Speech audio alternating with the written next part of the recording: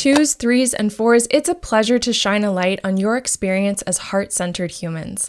I'm outlining what captures your attention the most and the patterns that unfold in the ways that you think, feel, and act. Let's take a look. Enneagram wisdom presents the idea of three centers of intelligence. Having access to all three of them, body, heart, and head, different types tend to function more automatically from one. And with that center of intelligence, its associated core emotion is expressed in three distinct ways. The Heart Triad experiences the core emotion of shame, this internalized notion that they cannot be loved for who they truly are. So their attention, their thoughts, feelings, and actions fall in line to confirm this idea and assist in having their needs met. Twos are habitually focused on others and their relationships. They've got their sights set on gaining the approval and affection of others, to the point that they can be hyper-aware of the moods, desires, and needs of those around them, so that they could meet those needs in order to be loved. And this affects their own emotional state, right smack dab in the middle of everything we're talking about today, the heart.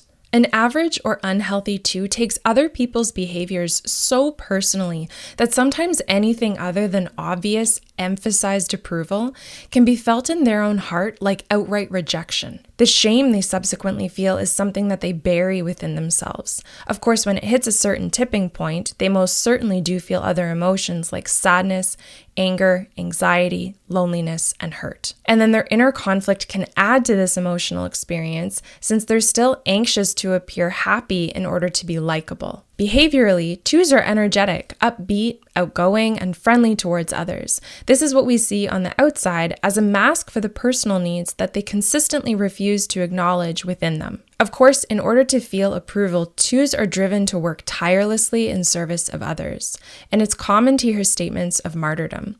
Twos can really ride the pendulum of extreme behaviors with their endless generosity, and when that desired recognition is not offered to them, they can plummet into self-devaluation and verbally abusive self-talk. Their hearts take the brunt of what they are experiencing, unlike the gut triad who feels that fire in the belly as they live out their unconscious motivator. Let's talk about threes. Threes orient themselves to what appears to be successful and then brilliantly break down the tasks and mini goals that they need to achieve to get there. And it might sound like I jumped ahead to talk about behaviors, but I'm still talking about where their attention goes. They are hyper-focused on whatever it takes, and similar to eights, they're very conscious of who has power and status, and they pay close attention to who has access to the resources that they might need in order to elevate their status. They want to know what's most admired, and then sometimes focus quite narrowly on the actions that they need to take to be it. When it comes to feelings, threes do their best not to let them get in their way.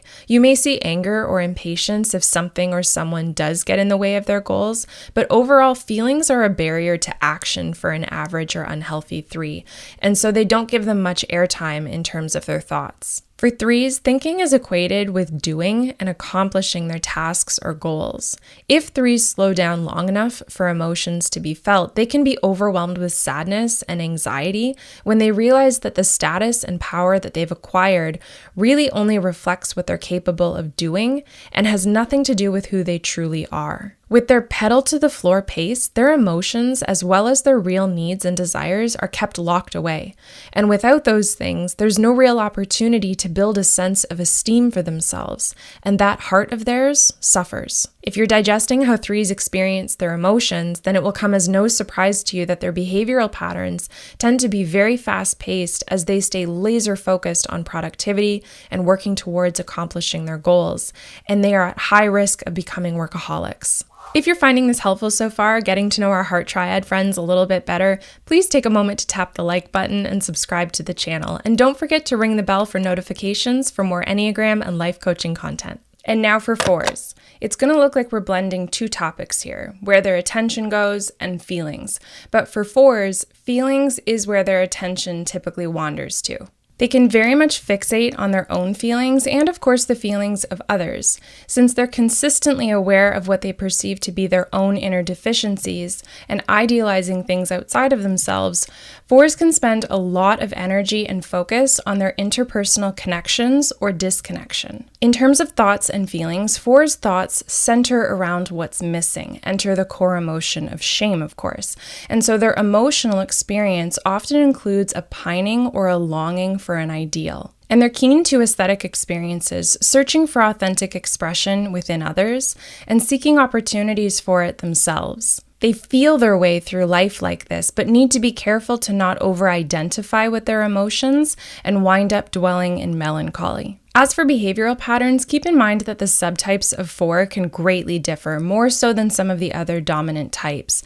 But generally speaking, 4s can be withdrawn or initially reserved as they figure out what they feel about things. They're a passionate type though, so they can also be energetic and active and enter into conflict and speak truthfully with more ease than some. For the Heart Triad types, the core emotion of shame is consistently reinforcing this idea that they need to be someone or something else to be accepted in this world. So all 3 of these Enneagram types are feeling their way through life in their own unique ways, trying to navigate who and what that might be.